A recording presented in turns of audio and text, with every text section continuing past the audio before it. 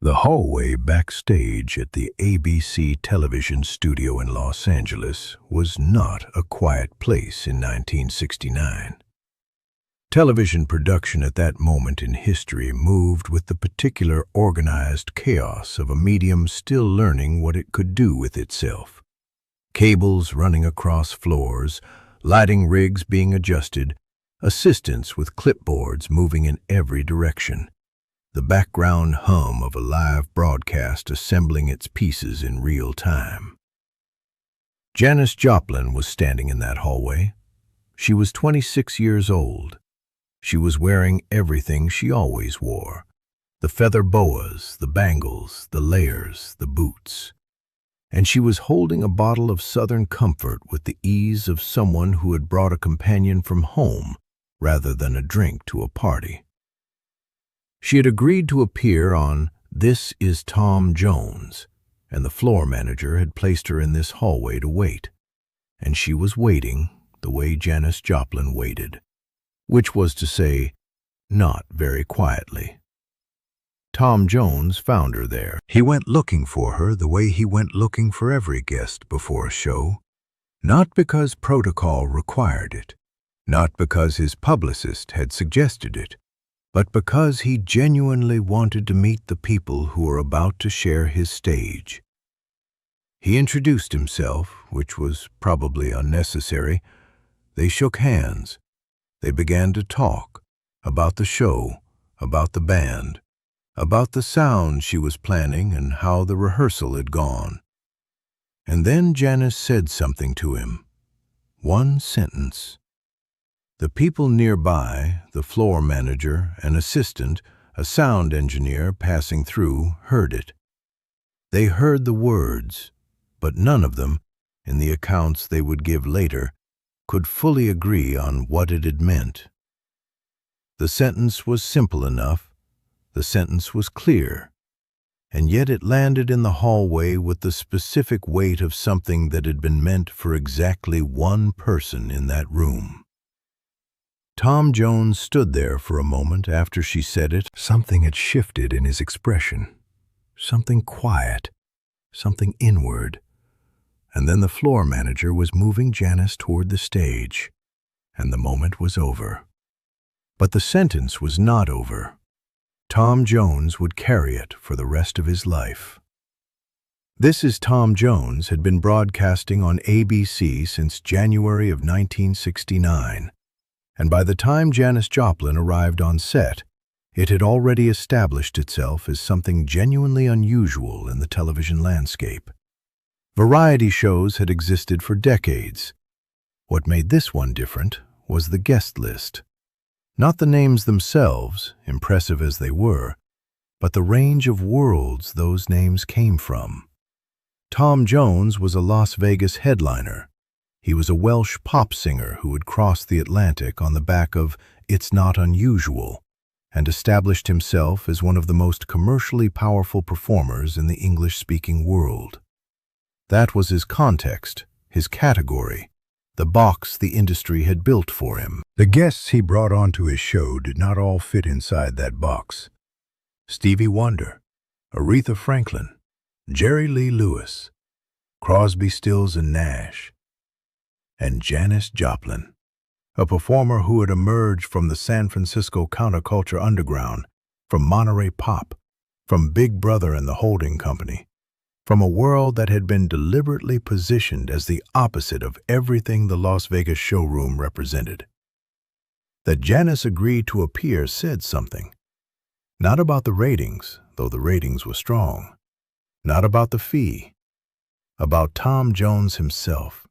About the specific quality of a performer who could make another performer feel that the stage he was offering was a stage worth standing on. Tom Jones in 1969 was 31 years old and at the precise peak of a career that had been building since 1965. He had the Las Vegas residencies and the television program and the manager, Gordon Mills, who had understood the architecture of his career better than almost anyone. He had more than he had ever known how to imagine when he had been a young man working in a factory in Pontypridd, singing in local clubs in the evenings because the singing was the only thing that felt like the full use of what he had been given. And yet the machinery of success had not made him incurious. This was the thing about Tom Jones that people who had not spent time with him sometimes failed to understand. The scale of his stage presence, the force of it, the directness, the physical power, could give the impression of a man of simple appetites and straightforward desires. He was not that. He was curious in a way that his career had not required him to be, and that he was anyway. He wanted to understand voices that worked differently from his own. Janis Joplin's voice was one of those things he could not entirely explain, and unexplainable things had always interested him. When he went looking for her in that hallway, he was not performing the role of gracious host. He was genuinely curious. He wanted to meet her. Janis Joplin, in 1969, was famous in a way that had arrived faster than she had been prepared for, and that carried a weight she was still learning how to distribute. Port Arthur, Texas, had not given her tools for this. The years of being the wrong kind of girl in the wrong kind of town, too loud, too hungry, too present, too unwilling to reduce herself to the size the town considered appropriate, had left marks that fame had not erased. If anything, fame had made the marks more visible by illuminating everything around them. She drank too much. Everyone who knew her knew she drank too much, and she knew they knew, and she continued anyway, because the Southern Comfort was performing a function that the applause had not figured out how to replicate. She was brilliant, and she was using herself up at a rate that the people who cared about her found frightening. And she was somewhere in the middle of understanding that about herself without being able to stop it. She had agreed to appear on this television program because Tom Jones had asked her, and because something in the asking had communicated to her, as these things communicated themselves between performers who were paying attention, that he was not asking as a host collecting impressive names. He was asking because he wanted to hear her. That was a different thing. That was the kind of thing Janis Joplin responded to. She was ready for the performance. She was always ready for the performance. It was everything surrounding the performance that required the Southern Comfort. The conversation in the hallway had lasted only a few minutes. That much everyone who witnessed it later agreed on.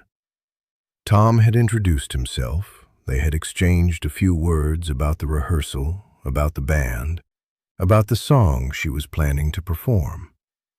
Tom had asked her something about her voice, about the physical thing, the way she produced that specific sound, and she had given him the answer she gave to people she had decided were worth talking to, which was different from the answer she gave to journalists and different from the answer she gave to fans. The conversation was winding toward its natural end.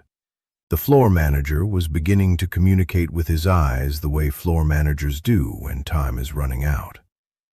Janis was about to be moved toward the stage. And then she said it. What Janis Joplin said to Tom Jones in that hallway, in the last few seconds before she was led away to perform, was this: that the only reason she had agreed to come was because she had heard that he was real.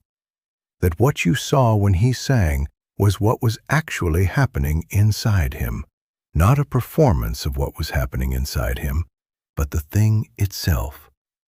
She said she had very little patience for people who performed, being moved by music instead of just being moved by it. And she said she thought he was the other kind. Tom Jones had been told many things about his performances over the years.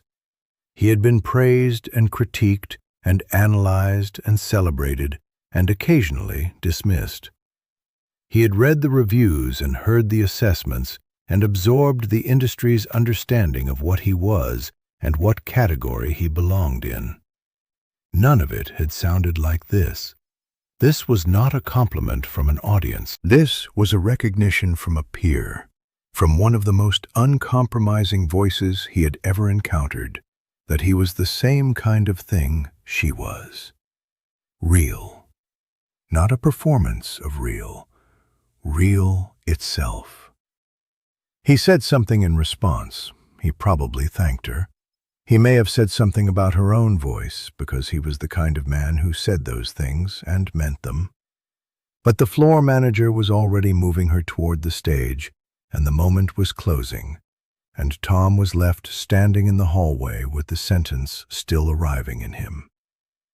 What Janis Joplin did on that stage, when the cameras were live and the studio audience was in place and the band had found the opening groove, was something the producers had hoped for and the audience had not fully known to prepare themselves for. She sang the way she always sang, with her entire body and her entire history, and the particular quality of a voice that seemed to be drawing from a source that could not be refilled and was being spent completely and without calculation. The studio audience received her the way live audiences always received Janis Joplin when they encountered her without sufficient preparation, with a stunned quality of attention that was not quite applause and not quite silence, but the response of people who had just understood they were in the presence of something that could not be managed or repeated or explained after the fact. It simply happened, in real time, in front of them. Tom Jones watched from the side of the stage. He watched the way he watched when something was happening that he needed to understand, with the same quality of attention that Janis had named in the hallway. He was moved by it because it was moving, not because being moved was the appropriate response in the context of his own show. He was the other kind.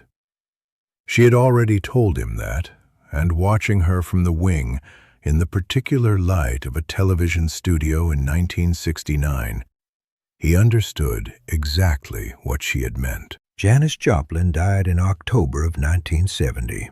She was 27 years old.